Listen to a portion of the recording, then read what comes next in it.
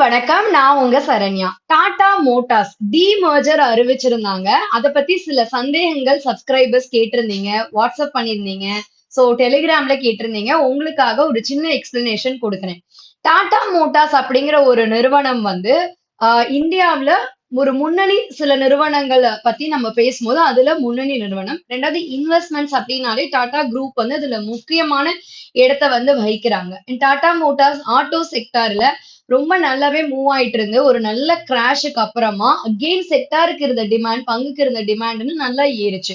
So இந்த Tata Motors அப்படிங்கிற ஒரு நிறுவனம் வந்து தன்னுடைய லைஃப் டைம் ஹை அப்படின்னு பாத்தீங்கன்னா ரூபாய ஜூலை 2024ல டச் பண்ணிட்டு அதுக்கப்புறமா இன்னைக்கு தேதிக்கு ரூபாய் அப்படிங்கிற விலையில ட்ரேட் ஆயிட்டு இருக்கு. இந்த நிறுவனம் வந்து டிமர்ஜர் அறிவிக்கிறது இதுதான் புதுசா அப்படின்னு கேட்டா அப்படி கிடையாது. பிகாஸ் 2005ல வந்து டாடா பினான்ஸ் லிமிடெட வந்து டாடா மோட்டார்ஸோட மெர்ஜ் பண்ணாங்க. 2024ல டாடா மோட்டார்ஸ் லிமிடெட்ல டாடா மோட்டார்ஸ் டிவிஆர் கொண்டு வந்து டாடா மோட்டார்ஸ் டிவிஆர் டாடா மோட்டார்ஸோட மெர்ஜ் பண்ணாங்க. அப்புறம் 2024ல அதை டிமர்ஜ் பண்ணாங்க. இப்ப டிஎம்எல் கமர்ஷியல் வெஹிக்கிள் லிமிடெட் அப்படிங்கிற நிறுவனத்தை டாடா மோட்டார்ஸ்ல இருந்து பிரிக்கிறாங்க.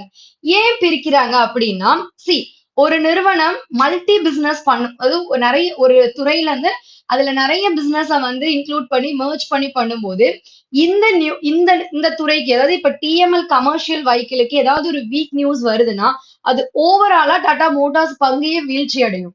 அப்புறம் பிசினஸ் ரெவென்யூ நிறைய ரீசன்ஸ் இருக்கும். அதுல இந்த மாதிரியான ரீசன்ஸ் குறிப்பிடத்தக்க சொல்ல வேண்டியது. சோ அதனால இந்த மாதிரி சில காரணங்களால TML commercial vehicle limited Tata Motors நிறுவனம் தனித்துவமா பிரிச்சு அதை வந்து ஷேர் ஹோல்டர்ஸ்க்கு 1:1 ரேஷியோல கொடுக்குறாங்க.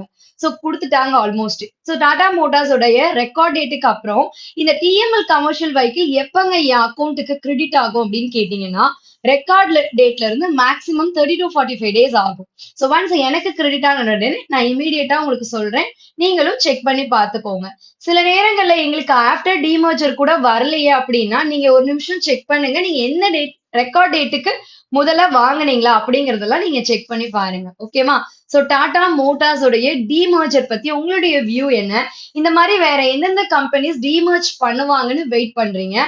இந்த டாடா மோட்டார்ஸ் உடைய டிமர்ஜுக்கு அப்புறம் டாடா மோட்டார்ஸ் பத்தி உங்களுடைய வியூ என்ன? டிஎம்எல் கமர்ஷியல் வெஹிக்கிள் தனிப்பட்ட முறையில ஏறுமா?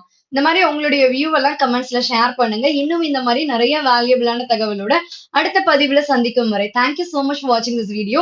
Have a fantastic day to everyone and don't forget to subscribe our channel and telegram groupல join பண்ணிக்கோங்க. இன்ட்ரெஸ்டிங்கான இன்ஃபர்மேஷன்ஸ்க்கு டெலிகிராம் குரூப் ரொம்ப யூஸ்ஃபுல்லா இருக்கும். Thank you so much and free webinars இருக்கு. அது